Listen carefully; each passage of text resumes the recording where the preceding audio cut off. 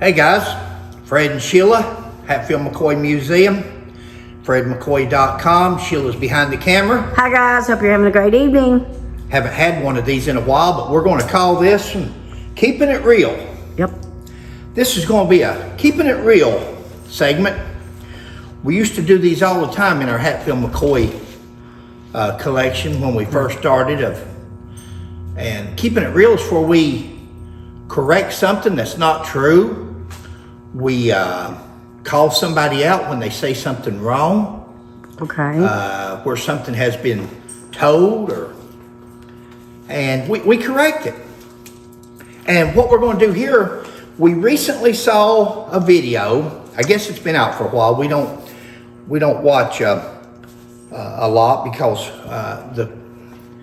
some people calls things history. You can call it anything you want, but if it's not history, it's just a rumor and a tale, and maybe some people enjoys watching that, and that's fine. Everybody's got their own prerogative, and nothing wrong with watching it for entertainment. But if you're watching some of these videos out there for the history aspect of it, you may be messing up. But this one here is on Frank Phillips.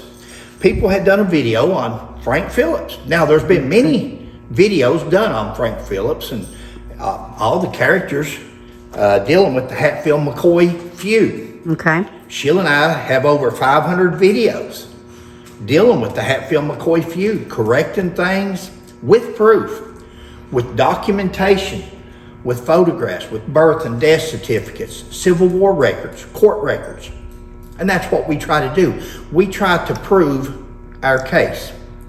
Now, this video starts off, and this person says, bad Frank Phillips was a deputy sheriff, a freelance gunman, a logger, and an outlaw. Now guys, that's incorrect.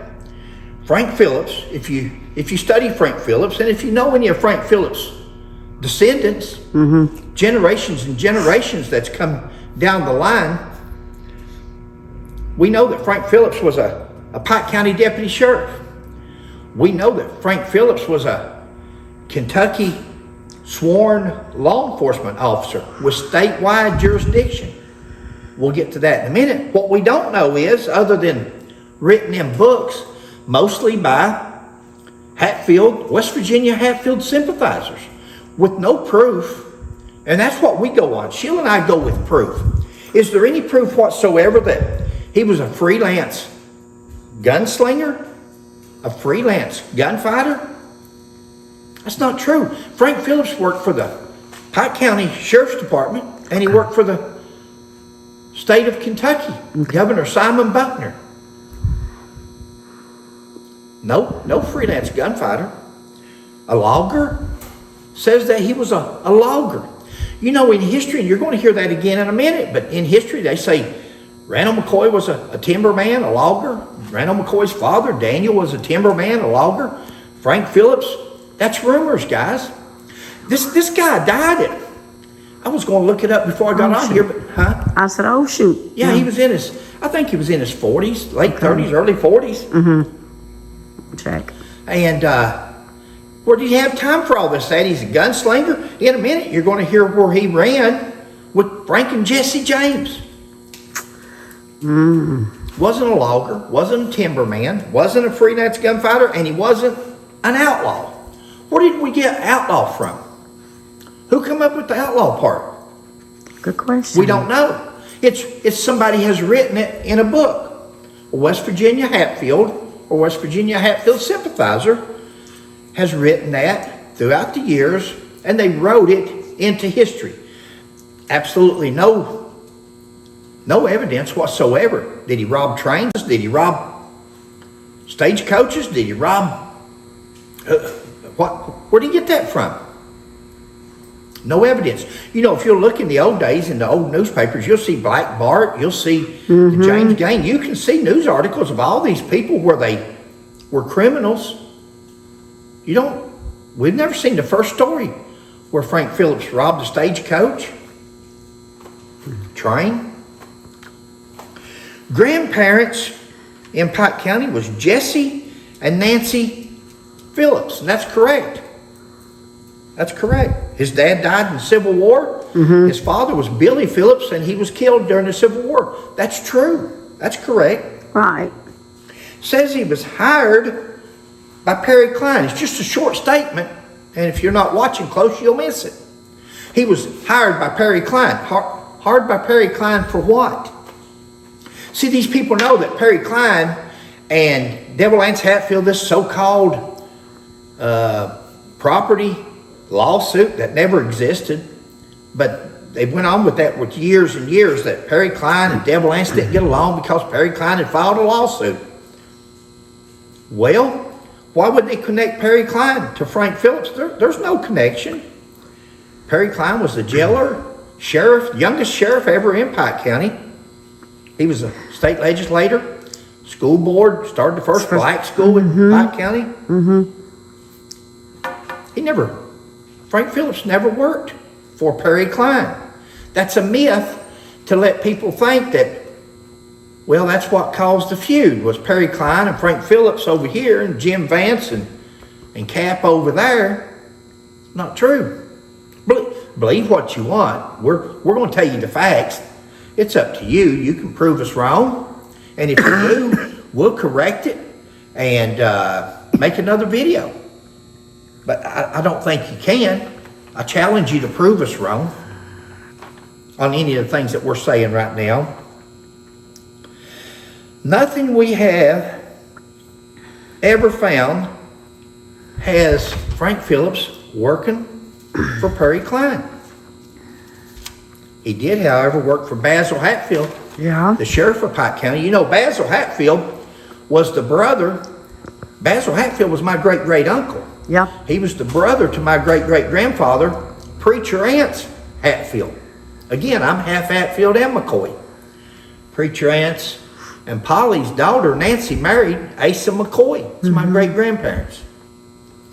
He didn't only work for Basil Hatfield as a deputy sheriff. Again, Kentucky's 30th governor, Simon Buckner, swore him in as a state certified, sworn police officer with statewide jurisdiction. Now you got to remember, this is before the Supreme Court ruling on the Hatfields and McCoys. This is before it was taken to the Supreme Court and ruled that you could no longer go over to West Virginia. You could no longer go to another state and bring their citizens back to your state, even if you had warrants on them.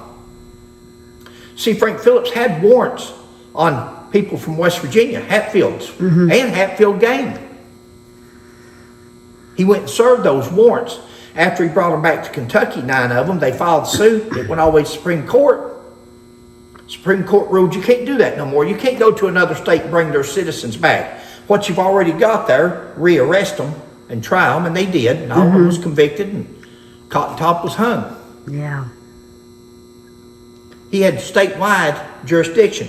Frank Phillips was the first Kentucky state police officer, even though the state police in Kentucky wasn't established, I think, till 1943. Frank Phillips was actually the first state police officer. Pretty cool. State police trooper. He was given statewide law enforcement duties in the state of Kentucky. And it was legal for him at the time. It'd never been ruled on. So when he went to West Virginia serving Kentucky warrants on West Virginia residents, it wasn't illegal. May not have been legal because it had no precedents. Nothing like that had ever happened, or nobody had ever filed suit on it. They went from state to state arresting people, but nobody had ever filed a suit or never had gone to the Supreme Court where they ruled on it. Okay. This person says Johnsy abandoned Nancy and he remarried. Some say he went to jail. Well, see, you're going on rumors. You're going on. First of all, Johnsy didn't abandon Nancy. For some reason, the West Virginia Hatfields have a hard time. They don't have a hard time saying Johnsy got Rosanna pregnant, had a baby, and out of wedlock and so forth. That's no problem. But if you say Nancy had left Johnsy and run away from him to go marry Frank Phillips, oh, wait a minute, that's not good. Why does it have to be one way or the other? Why can't it just be what history tells, what the truth is, what the evidence shows? Evidence shows that Nancy was supplying information to Frank Phillips and to the Kentucky law enforcement. And she ultimately ran off with Frank Phillips and deserted Johnsy. Johnsy was a bootlegger. Johnsy was an alcoholic. He was a drunk. After that happened, Johnsy took off out west. He left. He didn't marry till later. Right. Johnsy was actually married 4 times. And you know, we covered this in some of our videos. It's funny that Johnsy was married 4 times. He's buried beside of his mom and dad. Rosanna, that was her only love in her whole life, was Johnsy Hatfield. She's buried beside of her mom and dad. Those two were actually in love. They're the 2 victims, if there ever was. I agree. And then the person says, you can figure it out if you want to. Figure what out? Because the person says later on that they're given a history class. They want to tell it like it is. They want to tell the truth. Well, certainly don't seem like it from the video that I watched. And then says, well, you can figure it out. But you can't figure it out except your opinion. You might say you can have your opinion, but you're not going to figure it out by no information that was just given to you there. And then giggles like, make it up as you go. That's not history. Timber business says that Frank had a timber business. I don't know how he had time for all this, see, if you look at the evidence. All Frank wanted to do is always be a police officer. He wanted to be the sheriff in Pike County. That was his goal, to be in law enforcement. He exceeded that. He went on to become a Kentucky state officer, the only one at that time. So he exceeded being sheriff, but never had a timber business. We called one of Frank's descendants. So there's several. We've heard from several throughout the years. Right. And there's one special one that lives in another state. Real nice older fella. Gentleman. Knows the history of his ancestors, knows it well. Frank Phillips was never in the timber business. You know, Frank Phillips, this guy, he always gets mad every time you mention Bad Frank because he doesn't like people referring him to Bad Frank. But you know, Bad Frank was not a reputation that Frank Phillips had growing up. Bad Frank Phillips. That was after he started arresting and Basil Hatfield, which was the cousin to Devil Vance Hatfield, only he was from Kentucky. Right. And Basil Hatfield actually fired Frank for arresting West Virginia Hatfields. He didn't want them fooling with them. And that's why he fired him in Pike County. Yeah. And then the governor hired him to continue on arresting the West Virginia Hatfields and Hatfield gang. You know, it's funny that this person never says that she left Johnsy for Frank after Johnsy had kicked her out. Guess if that's true, guess who else he kicked out? Because she had their children with him.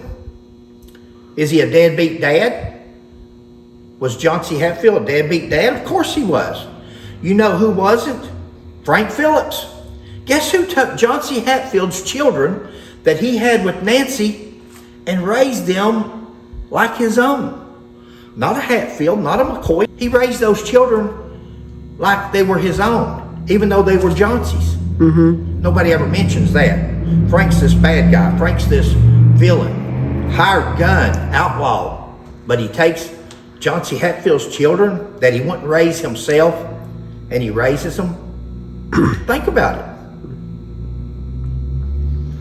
He was known as Bad Frank.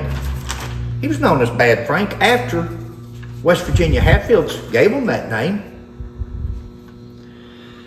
No fear. And the person's correct. The person says Frank Phillips had no fear. That's correct. From relatives that we've talked through throughout the years that passed it down. Right. Frank Phillips had no fear. 2 weeks later, how about immediately? 2 weeks would have been. You know, the person talks about, and it's over there because we've got one of the guns over there that Bud McCoy had when he shot Jim Vance, but he didn't kill Jim Vance. Jim Vance was shot at least 4 times by 4 different people, but the deadly shot came from Frank Phillips. Now, this person says that 14 days later, Frank Phillips had killed Jim Vance. It's not true. How about January the 8th? How about 8 days? 7 days, really, technically, because they burnt the cabin down on January the 1st. So, January the 8th is when they were in West Virginia serving warrants for the Hatfield gang and the cabin burning and different things. They still had the old warrants for the killing the 3 McCoy boys. And while they're there, they run up on Jim and Cap. And Jim opens fire on them and they shoot back. And when they shoot back, Jim Vance's top of his head blew up. They said they could see the scalp come off the top of his head. Oof. Not point blank. Frank Phillips wasn't point blank. They were hidden behind logs. Jim Vance was hid behind a log. You know, Sam McCoy and T.C. Crawford's the only 2 people that was living at the time that actually wrote books. Sam McCoy says in his book, and he took up for the West Virginia Hatfields. He told them over there, he told the McCoys and the McCoy posse, the Kentucky posse, don't mistreat them. You all said we wouldn't be like the West Virginia Hatfields. You all said we wouldn't do that. We wouldn't fire at nobody unless we were fired upon. And that's what Sam McCoy says in his book. Sam McCoy also says as they were starting to leave there, they seen a woman coming down the road. And she hollers out, "Where are you going, boys?" Real loud. Like she was letting Who are you and where are you going? Huh? Who are you and where are you going? Who are you and where are you going, boys? Or where you been or something. And she was letting Jim Vance know because she had just taken Jim Vance and Johnson, or Cat, their breakfast. They're hiding out. Now, if you listen to the West Virginia story, 7 days after they burnt the cabin down, killed 2 more children, and beat the old woman, they just happened to be out deer hunting. Now, they're deer hunting right there at their house, hid in the edge of the woods where the wife can bring breakfast to them.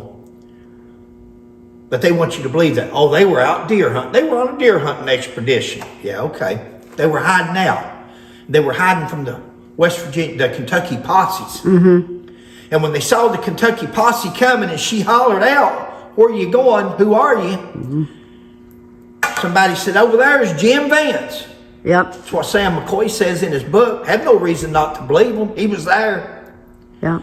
And Jim Vance opened fire. When he opened fire, Cap hightailed it. Cap ran. He said, "Rally around them, boys." He cowered out. Jim Vance hollered, "Rally around them, boys. Rally." Like he had a whole bunch of guys there. Only one he had was Cap, and Cap took off running. Hightailed it out there because Jim Vance's wife said that when she saw Cap take off running that day, that she never respected him again. She lost all respect for him because if he'd been a true friend to her husband, he'd stayed and died with him. I don't know. She says, or this person says that on the 14th that Frank Phillips had killed Jim Vance, point blank, walked up to him and blowed his brains out. On the 14th? On the 14th. He died on the 8th. That was on the 8th. It's not hard to do research, but yet the person's going to say here at the end of the video that we really care about history. I'm not saying nothing derogatory. Maybe I can say what people say. Yeah. This is the statement that these people make is, we really care about history. If you really care about history, okay. West Virginia Hatfields gave him that name. No fear. Jim was killed on January 8th. Only 8 days later, Jim was shot point blank range. That's not true. And according to Sam McCoy, eyewitness, Cap ran. He was also involved. This person says that Frank Phillips was also involved in other murders. Other murders. Frank Phillips was not a murderer. Frank Phillips was a Kentucky police officer serving Kentucky warrants or gathering up West Virginia criminals that had committed crimes in Kentucky.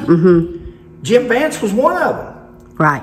Jim Vance was resisting arrest. When Jim Vance opened fire on the Kentucky posse, that's not a murder. That's self-defense. Forget arresting them. When you start shooting at somebody else, you're allowed to shoot back. What other murders? Yeah. What other murders? Are we talking about? What's the guy's name? I can't think of his name now, but he was also killed during that roundup. But they've got warrants on him. He was also involved in other murders. He was a state police officer. He was allowed. He went over there with a posse, there were several posses together. After they burnt that cabin down and killed 2 more Randall's kids and Sarah's, and beat Sarah half to death, left her for dead, Kentucky joined in. Kentucky was outraged that West Virginia Hatfields were coming over there doing that. Arresting bad guy, not murder, when it's a lawful arrest or your self-defense. Really interesting to find Jesse James Phillips. Bad Frank's known to run with the James gang. This person says Frank Phillips was known to run with the James gang. When? When was that? What newspaper of that day and time is that in? Where's a warrant? They had warrants. There's all kinds of warrants out there for Jesse and Frank James, Cole Younger. There's all kinds. Never no warrants for Frank Phillips, and he ran with the gang. He ran with the gang. And he apparently named his son. She's going to show you a case here in a minute. Yeah. She's going to show you a case, but this person says he apparently named his son Jesse James after his friend Jesse James. Really? Let's go back to the first page. First page, this person says, third line down, grandparents was in Pike County that raised them. They were Jesse and Nancy Phillips. Right. What happened back in the days, guys? Your dad's name Anderson, your son's name Anderson, your grandson's name Anderson, and Asa. Yeah, you named them after people you looked up to, or... Huh? You named them after people you looked up to in your family. That's what they did in the old days. It still goes on today up in the mountains. It's a symbol of honoring your parents or your grandparents. Right. So he was named Jesse after his grandpa that took him and raised him. Or he named his son that. He named his other son Frank. I guess after Frank James. Really? Or maybe after himself. Yeah. Frank Phillips. Yeah. Frank Jr. Jesse Phillips. Jesse the grandpa. Yeah. See how people can write stuff into history, and they can make you think it. They can make you believe it.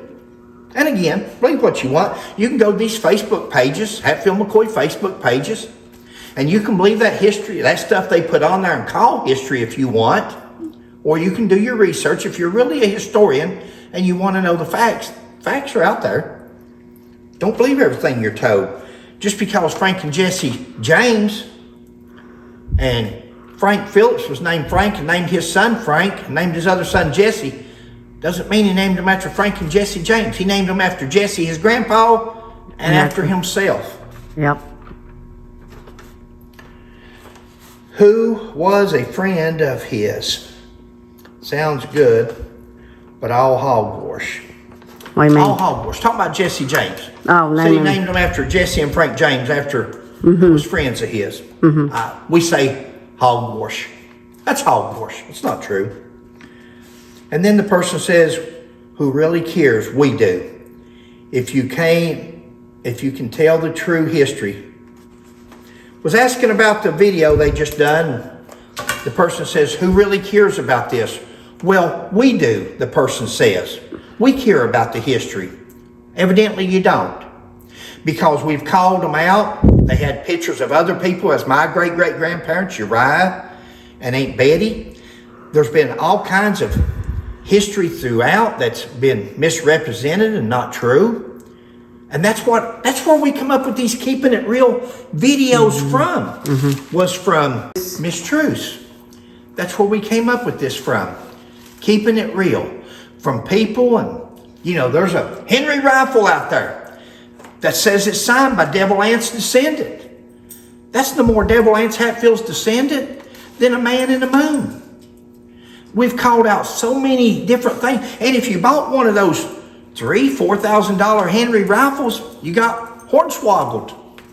Because that's not signed by Devil Ance's descendant. It's not. And that's what Sheila and I try to correct. You can unplug it and you can show this case. Here's just one of our cases.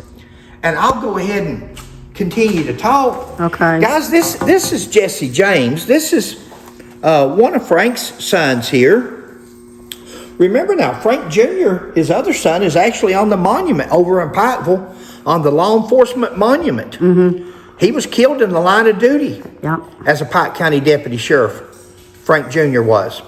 And I'll tell you something else. If you'll go, we have a dear friend there in Stone, Kentucky. I won't mention his name, but an older gentleman, and Sheila's grinning right now because he's a sweet old man. He's the sweetest person. And him and Jesse was good friends, and he's told us stories, and different other people has told us stories from that area. Jesse didn't die till 1985, if I'm not mistaken. And but this fella tells us that he was there when they cut his dad's leg off, and he was just a little boy at the time. But if you'll go to and we've got one in here somewhere. What's that? Where it's at, but I know we've got a couple of them. What's that? The newspaper from 1980, I think it was, when they done the 100-year anniversary of the Hatfield-McCoy feud. That's probably on the other side. And in that story, in that newspaper there, you'll see a story by Jesse James about his father. They interview him. He was a younger man then, but they interview him in that newspaper. And you can find out a lot of truth from the guy himself. Guys, I don't know how long this video is. Was it going to be but a couple of minutes? If you can prove us wrong on anything, please do with proof. We will gladly change it. We don't want anything contrary to what people says. See, it's easy to speak into history and say, we want the truth, or we want to tell you the truth. Wanting to do something and actually doing it is two different things. We want the truth. If it's not the truth, correct us with proof, and we will correct it, and we will do a correction on the video so everybody knows. That's the only way we're ever going to straighten history up, because people have taken it on themselves throughout the years. And I don't know, some of these people from California and different places don't know no more about the feud, the Hatfield-McCoy feud, than a man in the moon. I see you shaking your head. And I'm not trying to insult anybody, but talk about something you know. Talk about something you know. Don't get mad at people when you say something that's not true or it's incorrect, and then somebody that lived with it and grew up with it, and it's their family history, and it's dear to them, and they correct you. Don't get mad at them. Improve your game. That's a challenge. Improve your history. Because, guys, see, I don't know a thing about these other stories that people does, but we know about the Hatfield-McCoy feud. And if we see the mistakes that we see in the Hatfield and McCoy feud, every time these people does a story on the Hatfield-McCoy feud, it's incorrect. There's something in there that's incorrect. Imagine all the other history lessons that you're getting, or you think you're getting. How much of them are true? How much of them are correct?